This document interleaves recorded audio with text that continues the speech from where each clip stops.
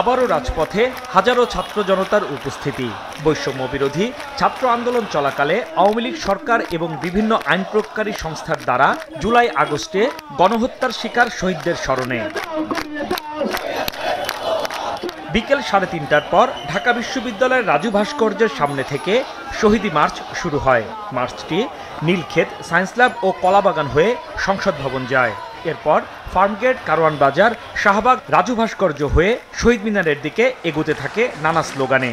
আমি আসছি আবার শহীদ ভাইদের শ্রদ্ধা প্রতিজ্ঞাপন করে 1 মাস পূর্তি উপলক্ষে আমরা আর কি শহীদি মার্চ করার উপলক্ষে আসছি এবং মুগ্ধ ভাইকে আমি খুব রেসপেক্ট করি এবং স্মরণ করি, সেই হিসাবে আমি আর কি আসছি। অসংখ্য ছাত্র জনতা শহীদ হয়েছে, তাদের প্রতি শ্রদ্ধা নিবেদনের জন্য আমরা এখানে এসেছি।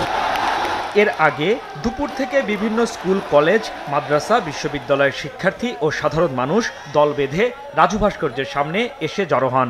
শহীদদের বিচার না হওয়া পর্যন্ত অবশ্যই আমরা রাজপথে থাকবো, কারণ যাদের রক্তের বিনিময়ে আমরা আমাদের বাংলাদেশকে নতুন করে স্বাধীন করতে পেরেছি, তাদেরকে আমরা এত তাড়াতাড়ি ভুলে যেতে পারি না।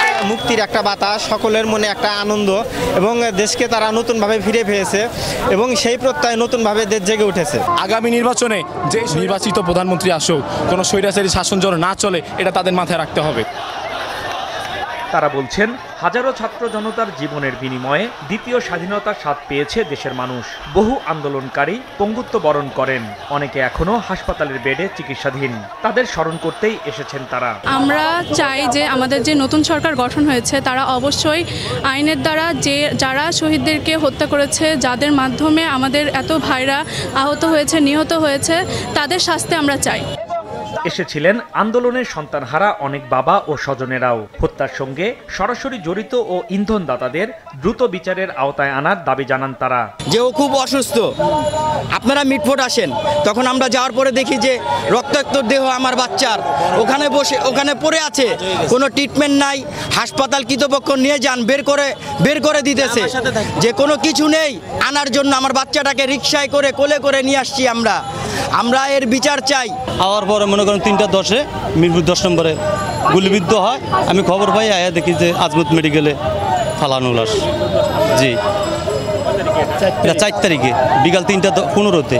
হত্যাকারীদের বিচারের দাবিতে রাজপথে থাকার ঘোষণা দেন শিক্ষার্থীরা। ছাত্র জনতার গণ অভ্যুত্থানের মধ্য দিয়ে শেখ হাসিনা সরকারের পতনের 1 মাস পূর্তি উপলক্ষে এই শহীদি মার্চের আয়োজন করে বৈষম্য বিরোধী ছাত্র আন্দোলন।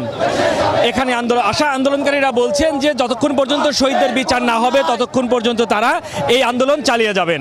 হাসনাইন তানভীর, মাছরাঙা সংবাদ, ঢাকা। কথা বলি।